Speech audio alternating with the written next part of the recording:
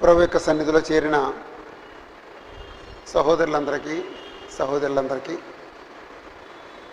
ఉదయకాల సమయంలో ప్రత్యేకమైన వందనాలు చెల్లిస్తున్నాను.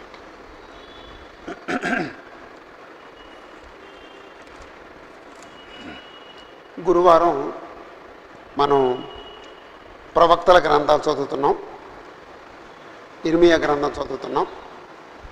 ఈరోజు 17వ అధ్యాయాన్ని చదువుతాం. ఇర్మియా గ్రంథం 17వ అధ్యాయం.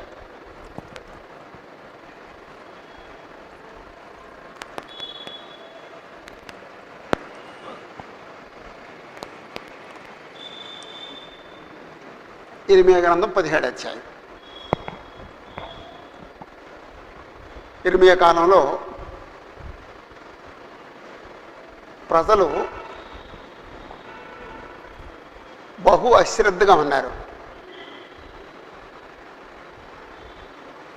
దేవుని యొక్క ధర్మశాస్త్రాన్ని విసర్జించి, దేవుని యొక్క నీతిని పరిశుద్ధతను విసర్జించి పాపంలో కొనసాగుతూ ఉన్నారు.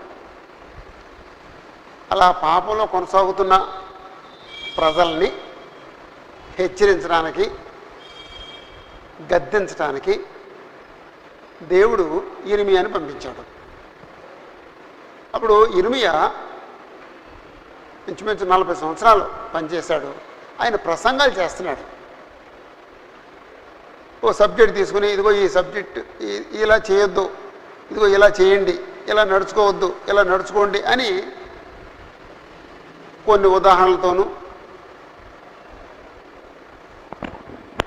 చరిత్రలో జరిగిన సంగతుల్ని వివరిస్తూ, లేకపోతే పితరుల గురించి చెబుతూ, భవిష్యత్తులో ఏమవుద్దో అది కఠినంగా చెబుతూ, ఇలా ప్రసంగాలు చేస్తూ తన యొక్క జీవితాన్ని కొనసాగించాడు. ఆ ప్రసంగాలన్నీ మనకి ఒక పుస్తకం రూపంలో మనకి ఏర్పడింది. అప్పుడు ఒక్కొక్క అధ్యాయంలో ఏముంది, ఏం చెప్పాడు, ఏం హెచ్చరించాడు, ఈ విషయాలు మనం ఆలోచిస్తున్నాం. 17వ అధ్యాయంలో కూడా ఓ 2 హెచ్చరికలు ఉన్నాయి. ఆ తర్వాత ఒక విజ్ఞాపన ఉంది, అంటే ఆయన దేవుడు చేసిన విజ్ఞాపన ఉంది. అలాగా ఈ అధ్యాయం కొనసాగుద్ది. మొదటి 4 వచనాలు ఒక భాగం. 17వ అధ్యాయంలో మొదటి 4 వచనాలు ఒక భాగం.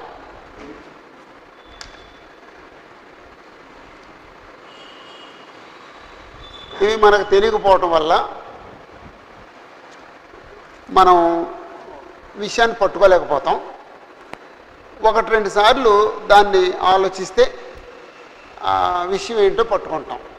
నేను నెమ్మదిగా చదువుతాను, తర్వాత నెమ్మదిగా ఒక్కొక్క మాట వివరిస్తాను. ఆ పేరాలు ఏమంతో తెలుసుకుంటానికి ట్రై చేద్దాం. వారి కుమారులు తాము కట్టిన బలిపీఠములను, ప్రతి పచ్చని చెట్టు క్రిందనున్న దేవతా స్తంభములను జ్ఞాపకం చేసుకొనుచుండగా, యూదా పాపము ఇనుప గంటముతో వ్రాయబడి ఉన్నది, అది వజ్రపు మొనతో లిఖింపబడి ఉన్నది, అది వారి హృదయములనేది పలకల మీదను చెక్కబడి ఉన్నది. మీ బలిపీఠముల కొమ్ముల మీదను చెక్కబడి ఉన్నది. పొలంలోనున్న నా పర్వతమా, నీ ప్రాంతములన్నిటిలో నీవు చేయు నీ పాపమును బట్టి నీ ఆస్తిని, నీ నిధులన్నిటినీ, నీ బలిపీఠములను దోపుడు సొమ్ముగా నేను అప్పగించుతున్నాను. మీరు నిత్యము రగులుచుండు కోపము నాకు పుట్టించితిరి గనుక నేను మీకిచ్చిన సామర్థ్యమును నేను మీకిచ్చిన స్వాస్థ్యమును నీ అంతట నీవే విడిచిపెట్టిదేవు గనుక నీ వెరుగని దేశములో నీ శత్రువులకు నీవు దోషుడు ఒకదువు. ఇది చదివినప్పుడు కొంతమందికి కొరుకుబడి ఉండదు, కొంతమందికి ఏదో కొంచెం అర్థమై ఉంటుంది. దీంట్లో 2 భాగాలు ఉన్నాయి. వాళ్ళు పాపం చేశారని ఉంది, వాళ్ళు శత్రువులకు అప్పగించబడతారు అని ఉంది. అంతే విషయాలు. దాన్ని ఒక్కొక్కసారి ఒక్కొక్కలాగా డిఫరెంట్గా ఆయన దాన్ని ఎక్స్ప్లెయిన్ చేస్తాడు. ఇక్కడ వాళ్ళు జ్ఞాపకం చేసుకుని చూడగా అని ఉంది చూడండి. 1వ వచనంలో జ్ఞాపకం చేసుకుని చూడగా, ఏమి జ్ఞాపకం చేసుకుని చూడగా, ఏమి జ్ఞాపకం చేసుకుని చూడగా, 1 తాము కట్టిన బలిపీఠములను జ్ఞాపకం చేసుకుని చూడగా, 2 దేవతా స్తంభములను, అంటే ప్రతి పచ్చని చెట్టు కిందనున్న దేవతా స్తంభములను వారు జ్ఞాపకం చేసుకుని చూడగా, ఎవరు జ్ఞాపకం చేసుకుని చూడగా? వారి కుమారులు. అంటే వారి కుమారులు జ్ఞాపకం చేసుకుంటారంటే వాళ్ళ పూర్వీకులు ఏం చేశారు? అలాగండి, వాళ్ళ పూర్వీకులు ఏం చేశారు? బలిపీఠాలు కట్టించారు. ప్రతి పచ్చని చెట్టు కింద దేవతా స్తంభాలు నిలబెట్టారు. సరే, వాళ్ళ కుమారులు ఏం చేశారు? వారి కుమారులు తాము కట్టిన బలిపీఠములను ప్రతి చెట్టు క్రింద, ప్రతి పచ్చని చెట్టు క్రింద ఉన్న దేవతా స్తంభములను జ్ఞాపకం చేసుకొని చూడగా, మనం కూడా ఖాళీగా ఉన్నప్పుడు కూర్చున్నప్పుడు మనం చేసిన పాపాలు మనకు గుర్తొస్తాయి. కొన్నిసార్లు మనం చేసిన మంచి పనులు గుర్తొస్తాయి. పాపాలు గుర్తొచ్చినప్పుడు మారు మనసు లేనివాడికి అది పెద్ద ఎంజాయ్మెంట్ లాగా ఉంటుంది. మారు మనసు పొందినోడికి అసహ్యం వేస్తుంది. కొన్ని మంచి పనులు గుర్తొస్తాయి. మనం మంచి పనులు చేసినప్పుడు గుర్తొచ్చినప్పుడు జీవితంలో ఇంకా మంచి పనులు చేయాలి అనిపిస్తుంది. అలాగా కాబట్టి మనకు జ్ఞాపకం చేసుకోవటం అనేది ఒకటి జరుగుద్ది. ఇక్కడ కూడా వారి కుమారులు జ్ఞాపకం చేసుకొని చూడగా, 1 వారు కట్టిన బలిపీఠాలను జ్ఞాపకం చేసుకొని చూడగా, బలిపీఠమా, బలిపీఠములు అంటే ఇశ్రాయేలుకి ఓ బలిపీఠం ఉంటుంది. అది సాక్షిగూడలో ఉంటుంది. అది యెరూషలేము దేవాలయంలో ఉంటుంది, లేదా దేవాలయం వెలుపల ఉంటుంది. ఒక బలిపీఠం ఉంటుంది. బలిపీఠములు అన్నాడంటే దేవుడు కోరే బలిపీఠం ఒకటి ఉంటుంది. దేవుడు కోరని బలిపీఠాలు చాలా ఉంటాయి.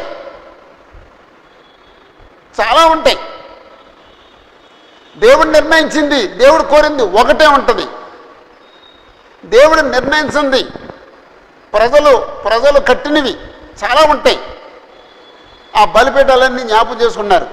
ప్రతి చెట్టు కింద వాళ్ళు దేవతా స్తంభాలు నిలబెట్టారు. అవన్నీ జ్ఞాపకం చేసుకుంటారు. జ్ఞాపకం చేసుకుని చూడగా అన్నాడు. అంటే అలాగంటే అంటే ఒక వచనం చదివిన తర్వాత కొంచెం 2-3 సార్లు దాన్ని ఆలోచిస్తే, చదివితే అప్పుడు అది కొరుకు పడుద్ది. ఇప్పుడు నాకు ఆ వచనం నాకు కొరుకు పడింది. అలాగా ప్రతి వచనాన్ని కొరుకుపడేటట్టుగా అర్థం చేసుకునేటట్టుగా ప్రయత్నం చేద్దాం. ఆ తర్వాత వచనంలో, 2వ వచనంలో ఇంకో మాట ఉంది. అదేమిటంటే యోదావారి పాపము వ్రాయబడింది అన్నాడండి. యోదావారి పాపము వ్రాయబడింది. ఇక్కడ 2 ప్రశ్నలు వేసుకుందామండి. వేటితో వ్రాయబడింది?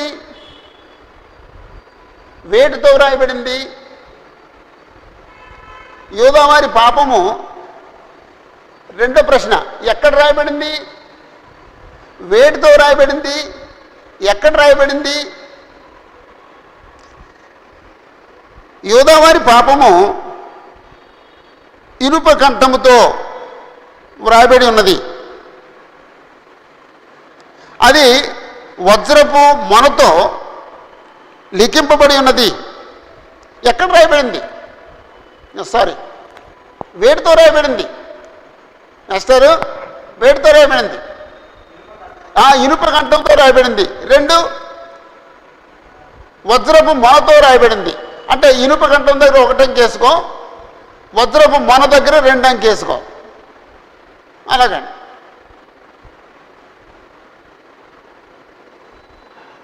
వ్రాయబడింది, లిఖించబడింది ఆ 2 ఒకటే. అప్పుడు ఎక్కడ రాయబడింది? అది వారి హృదయం అనేది పలక మీద రాయబడింది, లేకపోతే చెక్కబడింది. వారి హృదయం అనేది పలకల మీద చెక్కబడి ఉన్నది. హృదయం మీద ఏం రాయబడింది? యోధా వారి చేసిన పాపాల లిస్టు రాయబడింది. అసలు హృదయం మీద ఏం రాయబడాలి? హృదయం మీద ఏం రాయబడాలి? దేవుని యొక్క ధర్మశాస్త్రం రాయబడాలి. దేవుని యొక్క ధర్మశాస్త్రం రాయబడాలి. కానీ ధర్మశాస్త్రం హృదయాల మీద రాయబడలేదు. వాళ్ళ పాపాల లిస్టు వాళ్ళ హృదయాల మీద రాయబడింది. చెక్కబడింది అన్నాడండి. అంటే వ్రాయటమేమో పలక మీద చేస్తారు, చెక్కటమేమో రాతి మీద చేస్తారు. చెక్కబడిందంటే వాళ్ళ హృదయాలు రాయిలాగా ఉన్నాయి. ఆ రాతి లాంటి హృదయాల మీద వాళ్ళ పాపాలు చెక్కబడ్డాయి. అది 4వ మాట, మీ బలిపీఠముల కొమ్ముల మీదను చెక్కబడి ఉన్నది. బలిపీఠం ఉంటుంది.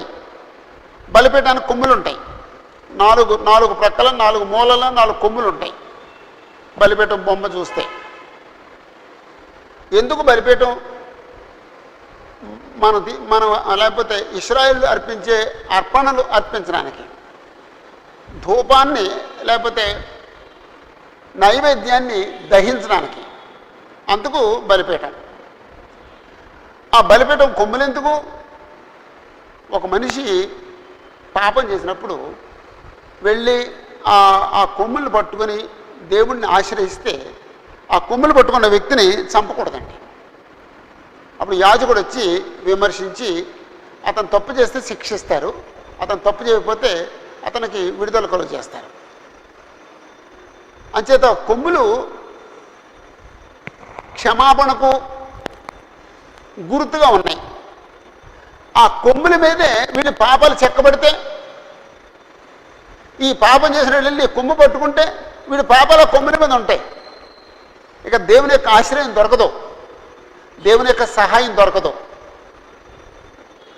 అంచేత ఈ 2వ వచనంలో యోధా వారి పాపం వ్రాయబడింది, లిఖించబడింది, చెక్కబడింది అని చెప్పేసి అన్నాడు.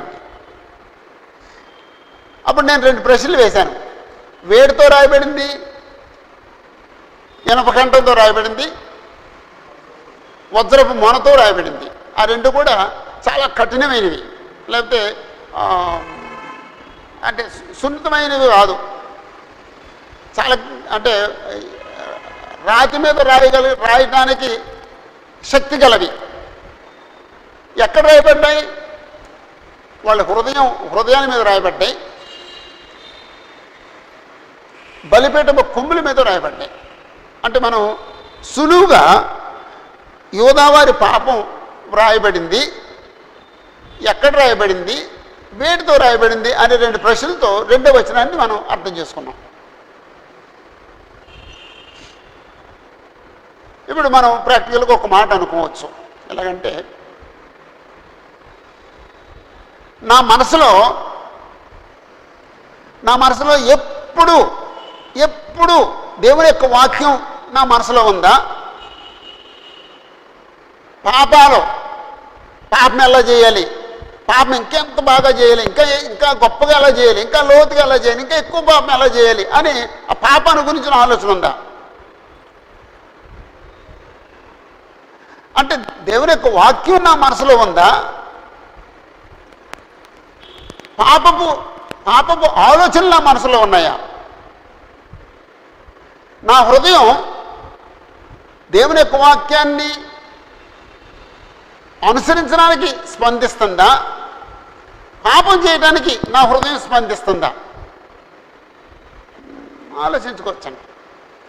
ఈరోజు మనం ఆలోచించుకోవచ్చు. అప్పుడు 3వ వచనంలో, పొలంలోనున్న నా పర్వతమా,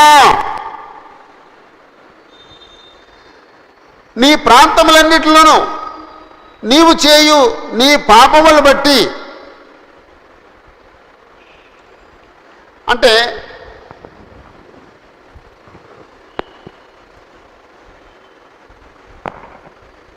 వాళ్ళు చేసిన పాపాలను బట్టి దేవుడు వేటును అప్పగిస్తానంటాడండి. నీ ప్రాంతములన్నిటిలో నీవు చేయు నీ పాపములు బట్టి నేను అప్పగించుతున్నాను. ఏం అప్పగించుతున్నాను? 1, నీ ఆస్తిని అప్పగిస్తున్నాను. 2, నీ నిధులన్నింటినీ అప్పగిస్తున్నాను. 3, నీ బలిపీఠాలను అప్పగిస్తున్నాను. ఎలాగా? దోపుడు సొమ్ముగా అప్పగిస్తున్నాను. అంటే 3వ వచనంలో నీ పాపాలను బట్టి దోపుడు సొమ్ముగా నేను అప్పగిస్తున్నాను అని చెప్పేసి అన్నాడు. అంటే దోపుడు సొమ్ము అంటే ఎవరో వచ్చి దోచుకుని వెళ్ళిపోతారు. ఏమేమి పట్టుకుపోతారు?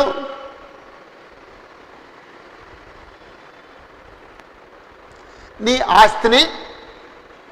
అంటే ప్రతి మనిషి తన జీవితంలో కష్టపడి ఎంతో ఆస్తిని సమకూరుస్తాడు. తండ్రి ఎంతో ఆస్తి సమకూరుస్తాడు, కొడుకు ఎంతో ఆస్తిని సమకూర్చి దానికి యాడ్ చేస్తాడు, మనోడు ఎంతో ఆస్తిని సమకూర్చి దానికి యాడ్ చేస్తాడు. ఈ ఆస్తి అంతా ఏమవుద్దటండి? దోపుడు సొమ్ముగా అప్పగించబడుతుంది. నీ ఆస్తిని దోపుడు సొమ్ముగా అప్పగించుతున్నాను. నీ నిధులను, రాజుగారికి నిధులుంటాయి, ప్రతి అధిపతికి నిధులుంటాయి, దేవాలయానికి నిధులుంటాయి. ఈ నిధులన్నింటినీ అప్పగిస్తున్నాను. 3, నీ బలిపీఠాలని నువ్వు ఆరాధించడానికి ప్రతి పర్వతం మీద బలిపీఠాలు కట్టావు. ఆ బలిపీఠాలన్నింటినీ కూడా దోపుడు సొమ్ముగా అప్పగిస్తున్నాను. అంటే ఇప్పుడు శత్రువు వచ్చాడు, వాళ్ళు పిచ్చోళ్ళ ప్రవర్తిస్తారండి. కనబడిన దానంతని నరికేస్తారండి, చిందనమందర చేసేస్తారండి. ఇక అది వాళ్ళు చాలా క్రూరంగా ప్రవర్తిస్తారండి. కంటికి కనబడిన దాన్ని వాడి దగ్గర ఉన్న కత్తితో నరికేస్తాడండి. దేనైనా సరే నరికేస్తాడండి. ఇప్పుడు బలిపీఠం కనబడింది, బలిపీఠాన్ని ఏం చేస్తాడండి? నేలమట్టం చేసేస్తాడండి. అదేదన్నా విలువైన లోహంతో చేసిందైతే, ఇత్తడి బలిపీఠం అయితే వాటిని మాత్రం అవి పట్టుకుపోవడం ట్రై చేస్తాడు. అలాగనమాట. రాతి బలిపీఠాలు అయితే పడగొట్టేస్తాడండి. ఆ ఇత్తడి ఇంకేదన్నా విలువైన లోహం వాడితే వాటిని పట్టుకుపోతాడు. అలాగండి. దోపుడు సొమ్ముగా అప్పగించుతున్నాను. 1వ వచనంలో ఏముందండి?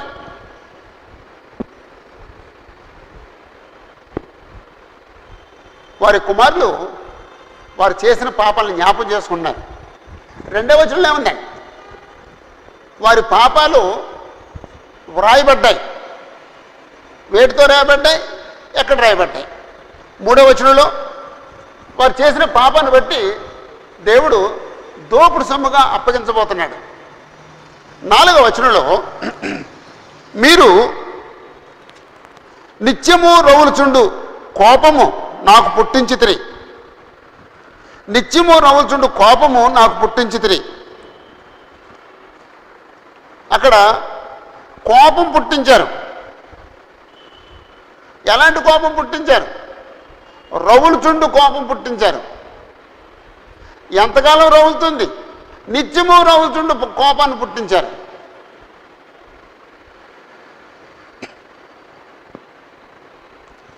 ఆ కోపం పుట్టించారు గనుక నేను నీకిచ్చిన స్వాస్థ్యమును, యెహోవా దేవుడు ఇశ్రాయేలు ప్రజలకు ఇచ్చిన స్వాస్థ్యమేది? కనాను దేశం. ఆ కనాను దేశాన్ని నీ అంతట నీవే విడిచిపెట్టితివి. నువ్వు పాపం చేసి నాకు కోపం పుట్టించి నీ స్వాస్థ్యాన్ని నీ అంతా నీవే విడిచిపెట్టేశావు.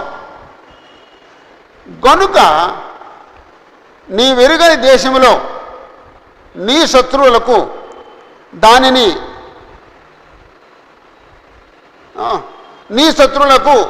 నీవు దాసుడు వగుదువు. నీ ఎరగని దేశంలో, బబులేని దేశానికి ఇంతకుముందు వెళ్ళలేదు, ఆ ఎరగని దేశానికి వెళ్ళి ఆ ప్రజలకి, నీ శత్రువులకి నువ్వు దాసుడు అవుతావు. కాబట్టి 4వ వచనంలో కూడా మీరు చేసిన పాపాలను బట్టి నాకు కోపం పుట్టించారు, కాబట్టి నీకు ఇచ్చిన నీ స్వాస్థ్యాన్ని నువ్వే విడిచిపెట్టేశావు, కాబట్టి నువ్వు ఎరగని దేశాల్లో నీ శత్రువులకు నువ్వు దోషులు ఉండేటట్టుగా నేను నిన్ను అప్పగించేస్తున్నాను. అంటే యాక్చువల్గా ఇక్కడ అభినందించే మాటలు కానీ, ఆదరణ మాటలు కానీ, పొగిడే మాటలు కానీ ఏమీ లేవండి. అన్ని కఠినమైన మాటలు. అప్పుడు ఈ పేరకు పేరు పెట్టుకోవాలనుకుంటే, యోధా చేసిన పాపంను బట్టి దోపుడు సొమ్ముగా అప్పగిస్తానని దేవుడు చెప్పుట. యోధా చేసిన పాపమును బట్టి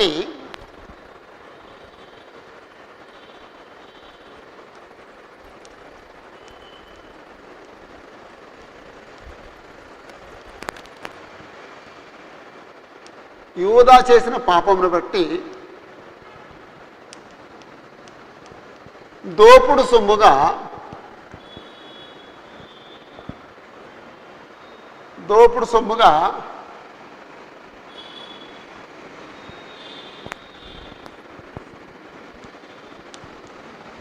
అప్పగిస్తానని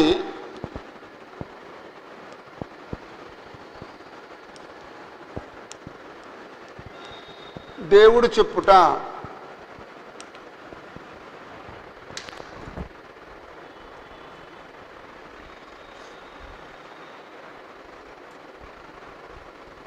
ఎప్పుడైనా సరే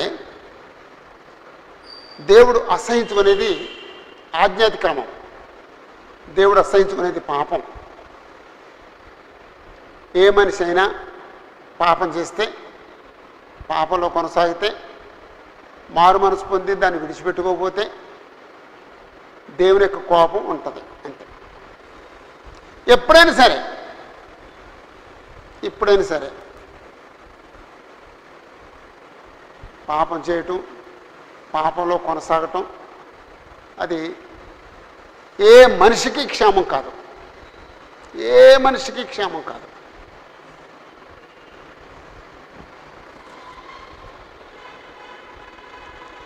ఆ తర్వాత 5వ వచనం నుండి 8వ వచనం వరకు, 5, 8 వచనాలు.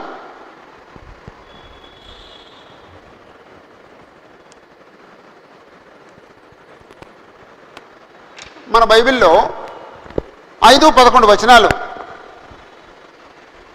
ఓ పేరాలాగా ఉన్నాయి, కానీ దాన్ని 2 ముక్కలు చేయాల్సి వస్తుందండి. ఓకే. 5, 8 వచనాలు. యెహోవా ఇలాగ సెలవిస్తున్నాడు, నరులను ఆశ్రయించి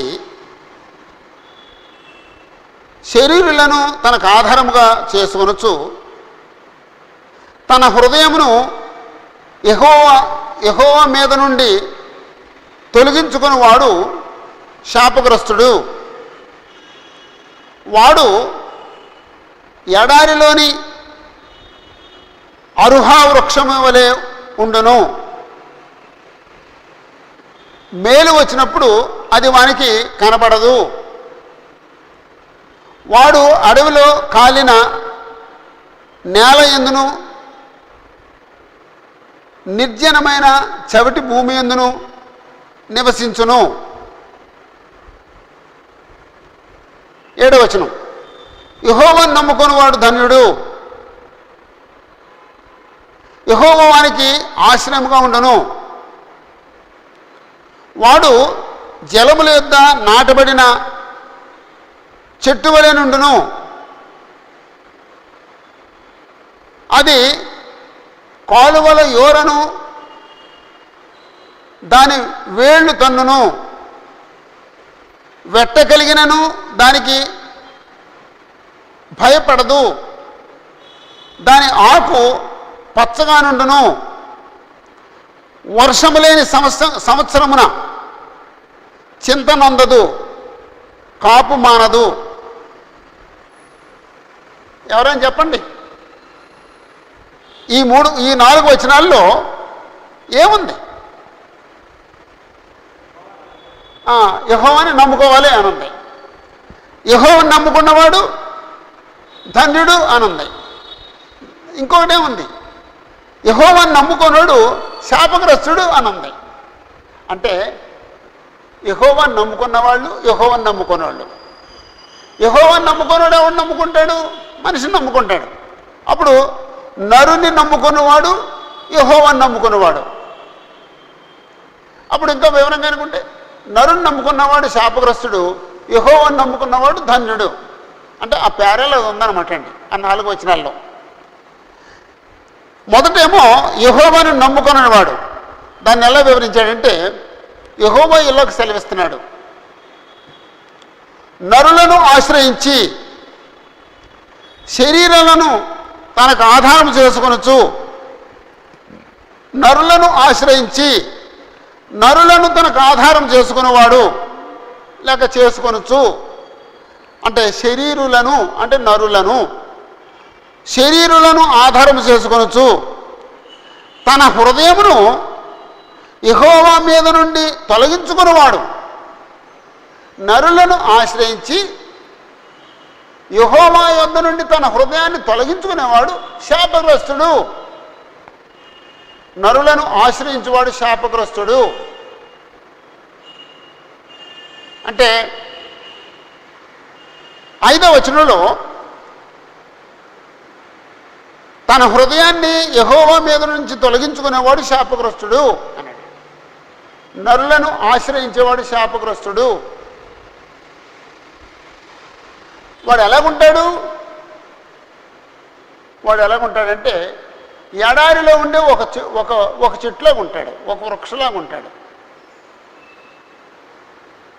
వాడు ఎడారిలోని అరుహా వృక్షము వలె ఉండును. అరుహా వృక్షము, అరుహా వృక్షము గురించి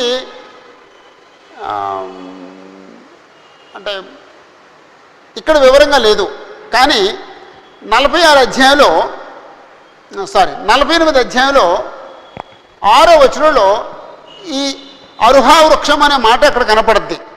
48:6 పారిపోవుడి, మీ ప్రాణములను దక్కించుకొనుడి, అరణ్యములోని అరుహా వృక్షం వలె ఉండుడి.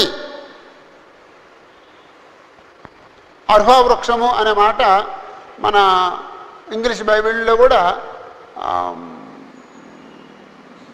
ఎడారిలో ఉండే ఒక మొక్క అనే మాట వాడాడు. అంటే ఒక బైబిల్లో మాత్రం జునిపెర్ అనే పదం వాడాడండి. జునిపెర్, JUNIPER, జునిపెర్ అనే పదం వాడాడు. అంటే ఇర్మియా 48:6లో జునిపెర్ అనే పదం వాడారు.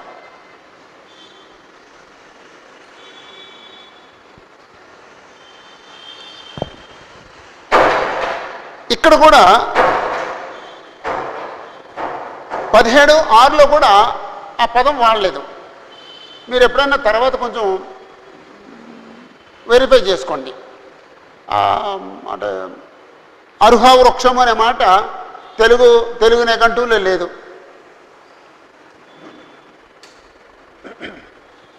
ఎక్కడ దొరకలేదు. ఆఖరికి రాత్రి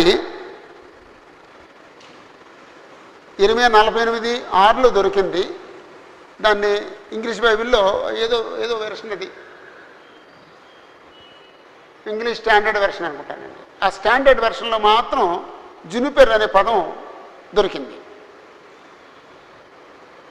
అది అడవుల్లోనూ ఎడారిలోనూ ఉండే మొక్క. అది ఒక మనిషికి ఉపయోగపడని మొక్క.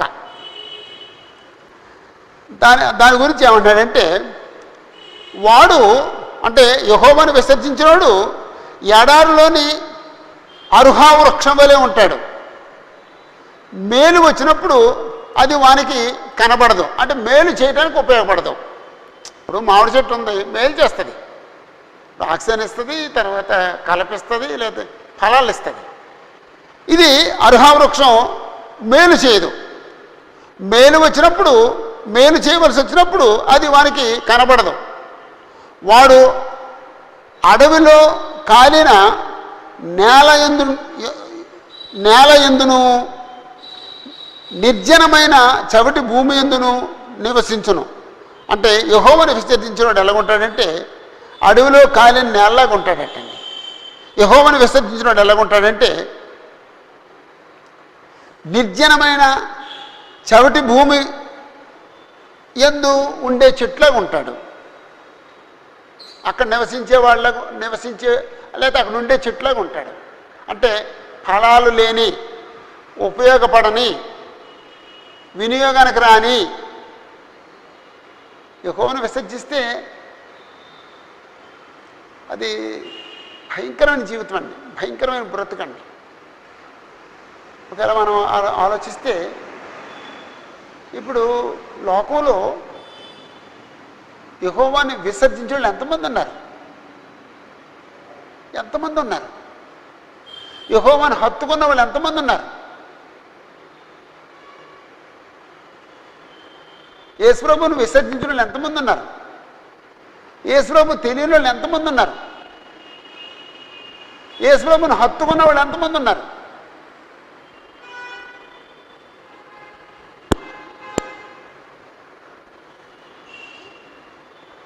కాబట్టి మొదటి 5-6 వచనాలు, మొదటి 2 వచనాల్లో యెహోవాను విసర్జించిన వాడు ఎలాగుంటాడో చెప్పాడండి. ఆ శాపగ్రస్తుడు ఎలాగుంటాడో చెప్పాడండి. 7-8 వచనాల్లో యెహోవాను నమ్ముకున్నవాడు ఎలా ఉంటాడో చెప్పాడు. యెహోవాను నమ్ముకున్నవాడు ధన్యుడు. యెహోవాను నమ్ముకున్నవాడు ధన్యుడు. యెహోవా వానికి ఆశ్రయముగా ఉంటాడు. యెహోవా నమ్ముకున్నాడు ఎలా ఉంటాడంటే, నమ్ముకొనిన వాడు ఎలా ఉంటాడంటే జలముల యొద్ద నాటబడిన చెట్టు వలె ఉంటాడు. ఆ చెట్టు కాలువల ఓరను దాని వేళ్ళు తన్నును. ఎండాకాలం వచ్చిన వెట్టగలిగినను దానికి అది భయపడదు. ఎండాకాలం కూడా దానికి భయం ఉండదు. కారణం ఏంటంటే అది నీటి ఓరలో ఉంది. దాని ఆకులు పచ్చగా ఉంటాయి. వర్షం రాకపోయినా సరే ఆ నీటి ఒడ్డున ఉంది కాబట్టి, కాలువ గట్టున ఉంది కాబట్టి వర్షము లేని సంవత్సరమున చింత నొందదు, కాపు మానదు. యెహోవాను ఆశ్రయించినాడు ఎలాగుంటాడో చెప్పాడండి. ఈ వచనం మనందరికీ తెలిసిన వచనం. కీర్తనల గ్రంథం మొదటి కీర్తన 2వ వచనంలో యెహోవా ధర్మశాస్త్రమందు ఆనందించుచు దివారాత్రము దాన్ని ధ్యానించువాడు ధన్యుడు. అతడు నీటి కాలువల యోరను నాటబడినదై ఆకువాడక తన కాలమందు ఫలమిచ్చు చెట్టు వలె ఉండను. అతడు చేయనిదంతయు సఫలమగును. ఎప్పుడూ మర్చిపోకూడని వాక్యం అండి. దేవుని యొక్క ధర్మశాస్త్రాన్ని లేకపోతే దేవుని యొక్క వాక్యాన్ని ధ్యానించేవాడు ఎలా ఉంటాడో మొదటి కీర్తనలో వ్రాయబడింది. యెహోవాను ఆశ్రయించిన వాడు ఎలాగుంటాడో 7-8 వచనాల్లో వివరించాడండి. యెహోవాను నమ్ముకున్నవాడు ధన్యుడు. యెహోవాను నమ్ముకునేవాడు లేదా మనుషులు నమ్ముకునేవాడు శాపగ్రస్తుడు. కొన్నిసార్లు మనుషులు ఆర్థికంగా బాగుందని నమ్ముకోని వారిని నమ్ముకుంటారండి. వాళ్ళు ధనవంతులు, వాళ్ళు అన్యాయం చేసి డబ్బు సంపాదిస్తున్నారు. వాళ్ళ దగ్గర చేరి ఒకడు ఉద్యోగం చేస్తూ ఉంటాడు.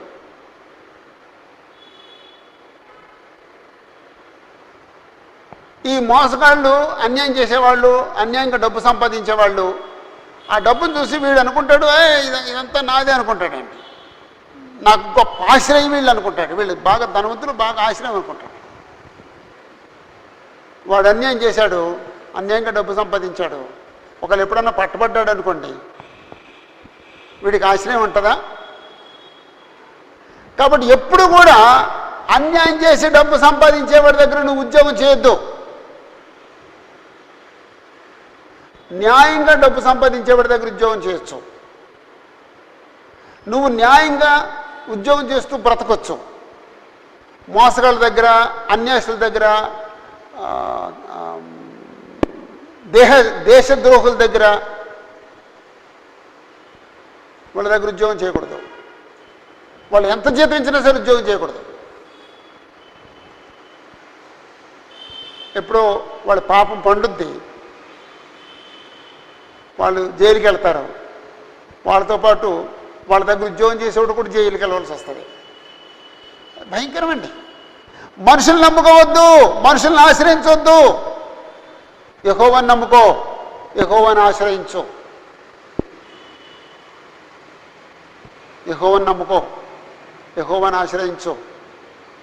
కొంతమంది చెడ్డవాళ్ళ దగ్గర ఉద్యోగం చేసేవాళ్ళు మనకు చెప్తూ ఉంటారు, ఆయన చాలా చెడ్డోడండి, ఇలా సంపాదిస్తాడండి, అన్యాయం చేసి సంపాదిస్తాడండి, మోసం చేసి సిగ్గులేదు నీకు? మరి ఆయన దగ్గర ఎందుకు పని చేస్తున్నావు నువ్వు? ఇప్పుడు ఆయన చెడ్డోడని తెలిసి ఆయన దగ్గర ఎలా పని చేస్తున్నావు? నువ్వు నీతివంతుడి దగ్గర పని చేయి.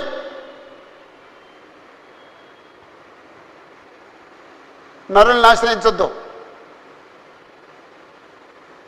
అప్పుడు ఏమి ఎట్టికి పెడదాం ఈ పేరకి?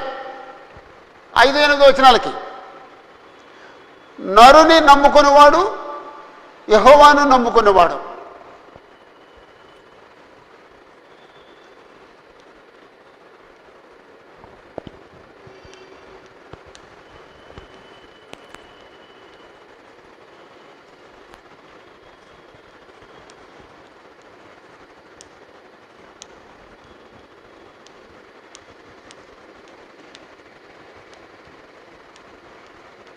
ఒకవేళ ఇంకా వివరంగా రాసుకోవాలంటే, నరుని నమ్ముకున్నవాడు శాపగ్రస్తుడు, యెహోవాను నమ్ముకున్నవాడు ధన్యుడు అని రాసుకోండి. నరుని నమ్ముకున్నవాడు శాపగ్రస్తుడు, యెహోవాను నమ్ముకున్నవాడు ధన్యుడు.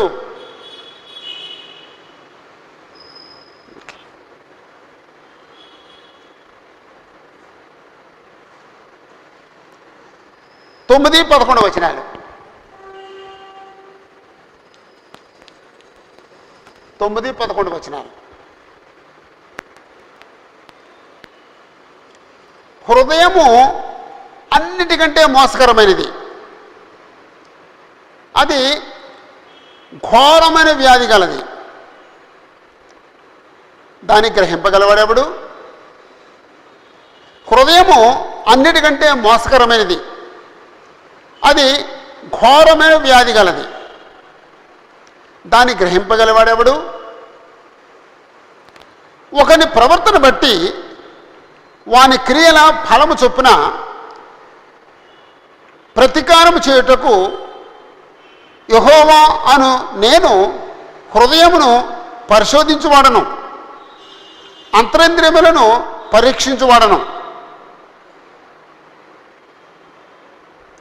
న్యాయ విరోధముగా ఆస్తి సంపాదించుకున్నవాడు తాను పెట్టని గుడ్లను పొదుగు కౌజు పెట్టవలే ఉండును. సగము ప్రాయములో వాడు దానిని విడవలసి వచ్చును. అట్టివాడు కడపట వాటిని విడుచుచు అవివేకిగా కనబడును.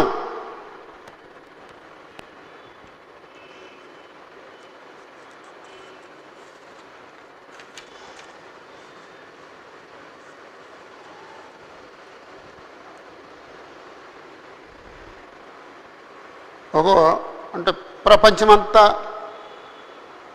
తమ బైబిల్లో గీత గీసుకున్న ఒక వచనం ఏంటంటే ఇదండి. అందరూ ఆ వచనాన్ని గీత గీసుకుంటారండి. హృదయము అన్నిటికంటే మోసకరమైంది, అది ఘోరమైంది అని చెప్పేసని ఇంచుమించు అందరి బైబిల్లోనూ, ఒకవేళ ఏ బైబిల్లో అన్నా గీత లేదంటే వాడు ఎప్పుడు బైబిల్ చదవడు అనమాట.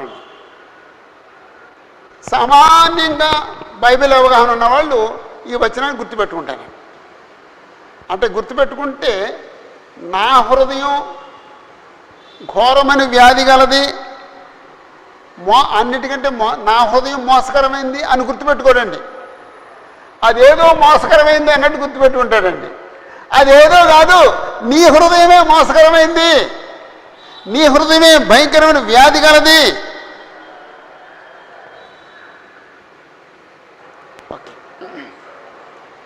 మనసేమో కోరికలకు స్థానము అన్నారండి. సైకాలజీ పుస్తకంలో మనసునేమో ద సీట్ ఆఫ్ డిజైర్స్ అన్నాడండి.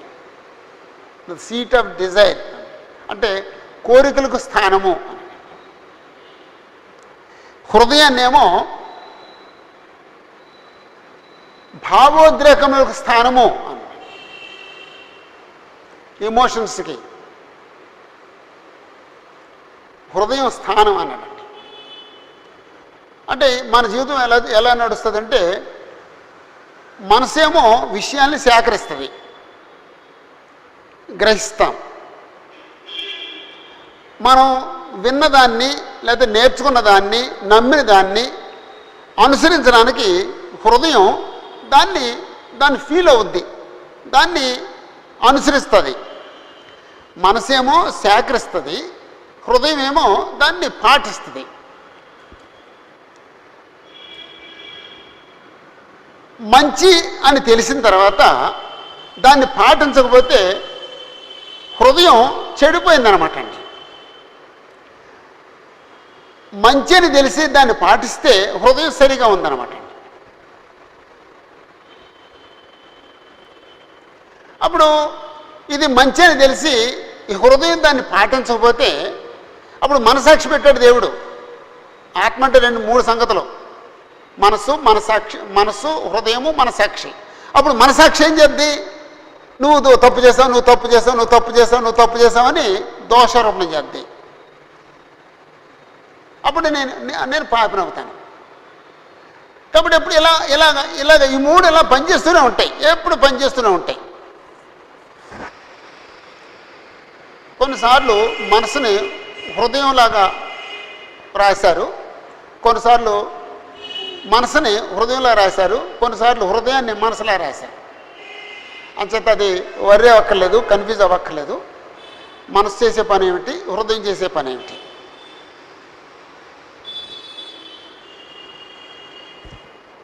వాడు హృదయం లేనాడు అంటారండి. వాడు హృదయం లేనాడు కాడు, హృదయం ఉందాడికి, కానీ ఆ హృదయం సరిగా పనిచేయట్లేదు. ఇప్పుడు సహోదరుని ప్రేమించు, అది వాక్యం. మనసు ఏం చేసింది? దాన్ని గ్రహించింది, దాన్ని ఇష్టపడింది. అప్పుడు హృదయం ఏం చేయాలి? సహోదరుని ప్రేమించాలి. ఇప్పుడు హృదయం సహోదరుని ద్వేషిస్తే సరిగ్గా పనిచేయలేదన్నమాట, ఆ హృదయం సరిగ్గా లేదన్నమాట.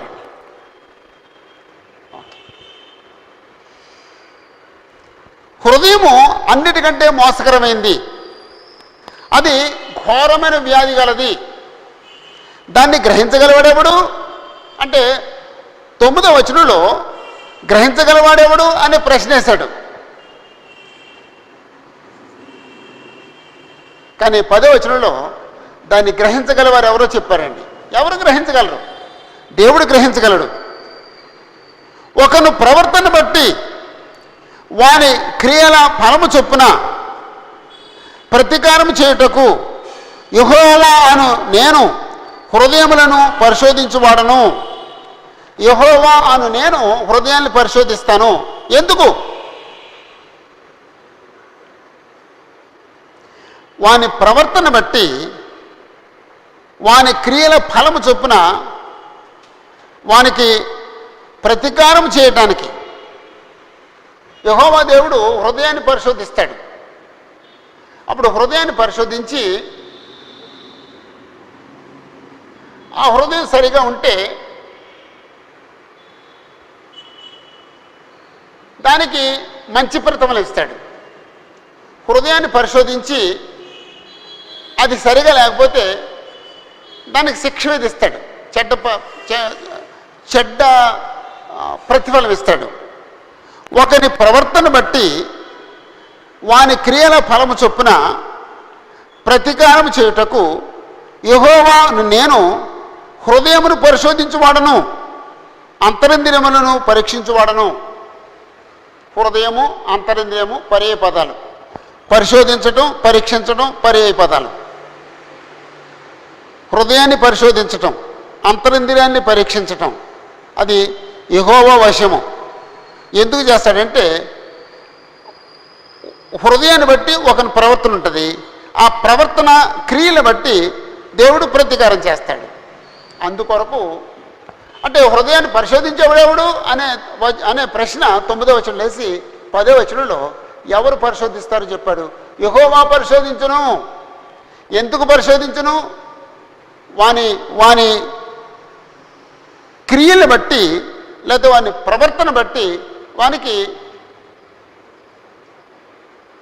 ప్రతీకారం చేయటానికి. మార్కు సువార్త 7వ అధ్యాయంలో హృదయానికి సంబంధించి ఓ మంచి భావం రాయబడింది. యేసు ప్రభు బోధించారు. మార్కు సువార్త 7వ అధ్యాయం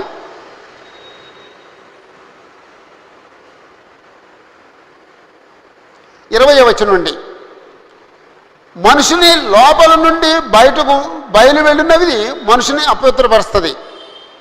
లోపల నుండి అనగా మనుషుని హృదయంలో నుంచి వచ్చేదే మనిషిని అపవిత్రపరుస్తుంది. ఏంటి మనుషుని హృదయం నుంచి వచ్చేవి? దురాలోచనలను, జారత్వమును, దొంగతనములను, నరహత్యలను, వ్యభిచారములను, లోభములను, చెడుతనములను, కృత్రిమమును, కామ వికారమును, మత్సరమును, దేవదూషణయు, అహంభావమును, అవివేకమును వచ్చును. ఈ చెడ్డమన్నీ లోపల నుండి బయలు వెళ్ళి మనుషుని అపవిత్రపరచును. అది యేసు ప్రభు చెప్పారు. లోపల నుంచి వచ్చేది అపవిత్రపరుస్తుంది. అంటే లోపలంటే ఏంటంటే హృదయం నుంచి వచ్చేది అపవిత్రపరుస్తుంది. కాబట్టి హృదయాన్ని శుద్ధిగా ఉంచుకోవాలి. హృదయ శుద్ధి గలవాడు ధన్యుడు అన్నాడు. అంటే ఇక్కడ నిలబడితే అవ్వదు, ఏడిపోదాం. అంటే మనకి పుస్తకం ముఖ్యం, అంటే అధ్యాయం కంప్లీట్ చేయడం ముఖ్యం. దేవచేతం అయితే ఇంకెప్పుడైనా ఇంకేదైనా సందర్భంలో ఆ విషయాల్ని ఆలోచిద్దాం. ఓకే. అప్పుడు 11వ వచనంలో 9వ వచనంలోనేమో హృదయం మోసకరమైంది అన్నాడు. దాన్ని ఎవరు గ్రహించలేరు అన్నాడు. లేకపోతే ఎవరు గ్రహిస్తారు అనే ప్రశ్న వేశాడు. 10వ వచనంలోనేమో యెహోవా పరిశోధిస్తాడు అని చెప్పాడు. అప్పుడు ఇక్కడ ఒక ఉదాహరణ చెప్పాడు. అదేమిటంటే న్యాయ విరోధముగా ఆస్తి సంపాదించుకునేవాడు. అంటే ఈ లోకంలో చాలామంది ధనవంతులు ఉన్నారు, ఆస్తిపరులు ఉన్నారు. ఆ ప్రతి ఆస్తిపరుడు ఒక్కసారి తన గురించి తాను ప్రశ్న వేసుకోగలిగితే, పరిశీలించుకోగలిగితే, కొందరేమో న్యాయ విరోధముగా ఆస్తి సంపాదించిన వాళ్ళు, కొందరేమో న్యాయబద్ధంగా ఆస్తి సంపాదించిన వాళ్ళు కదండి. కొందరేమో న్యాయబద్ధంగా ఆస్తి సంపాదించిన వాళ్ళు, కొందరేమో న్యాయ విరోధముగా ఆస్తి సంపాదించిన వాళ్ళు.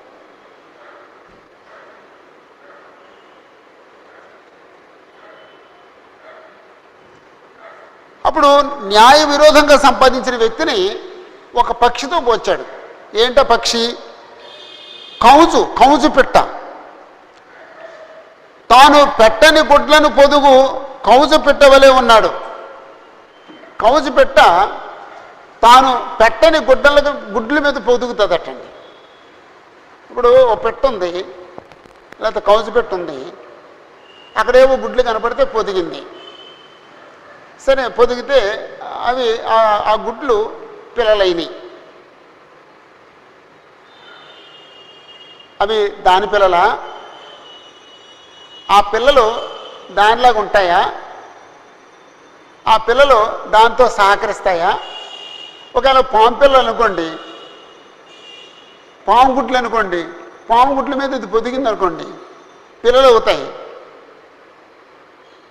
ఇది మేత తీసుకొచ్చి పెడితే ఆ పాము పిల్లలు తింటాయా? ఎంత భయంకరమో చూడండి. తాను పెట్టని గుడ్లను పొదుగు కౌజు పెట్టవలే ఉన్నాడు. ఒకవేళ నేను అక్రంగా సంపాదిస్తే, న్యాయ విరోధముగా ఆస్తి సంపాదిస్తే అది చివరికి ఏమవుద్ది? అది నాకు ఉండదు. దేవుడు దాన్ని ఎవరికి అప్పగించేస్తాడు, లేకపోతే నన్ను మధ్యలో తీసేస్తాడు. ఆ ఆస్తిని ఎవరో అనుభవిస్తారు. కానీ ఒక గొప్ప సత్యాన్ని దేవుడు ఇక్కడ బయలుపరిచాడు మనకి. ఏంటంటే న్యాయ విరోధంగా ఆస్తి సంపాదించొద్దు. భూమి మీద ప్రస్తుతం ప్రతి మనిషికి రే న్యాయం పక్కన పెట్టరా, ధర్మాన్ని పక్కన పెట్టరా, సంపాదించరా. ఎలాగంటే 100 రూపాయల వస్తువుని 2000 రూపాయలకు అమ్మేంత మోసం ప్రస్తుతం. పెట్టని గుడ్లను పొదుగు కంసు పెట్టలు. 100 రూపాయలు విలువైన వస్తువుని 1000 రూపాయలకు అమ్మటం.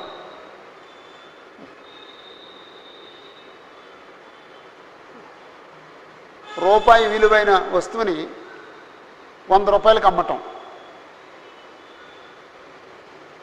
ధర్మ విరోధమైన సంపాదన.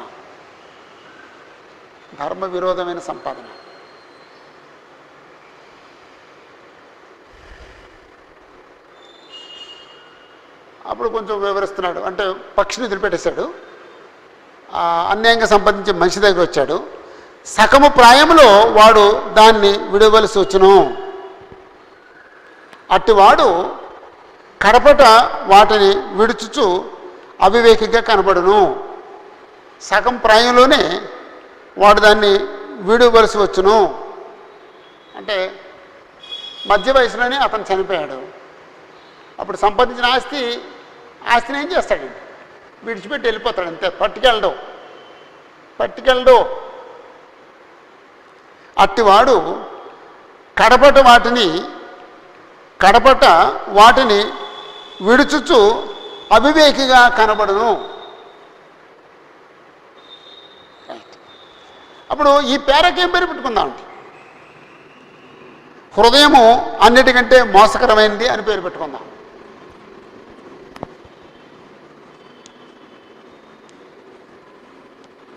హృదయము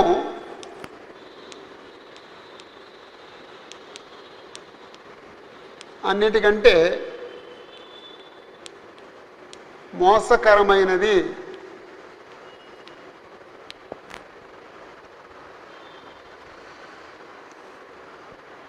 తొమ్మిదవ వచనంలో హృదయాన్ని పరిశోధించేవాడు ఎవడు అని ప్రశ్న వేశాడు. 10వ వచనంలో యెహోవా పరిశోధించేవాడు అని చెప్పాడు. 11వ వచనంలో ఒక ఉదాహరణ చెప్పాడు.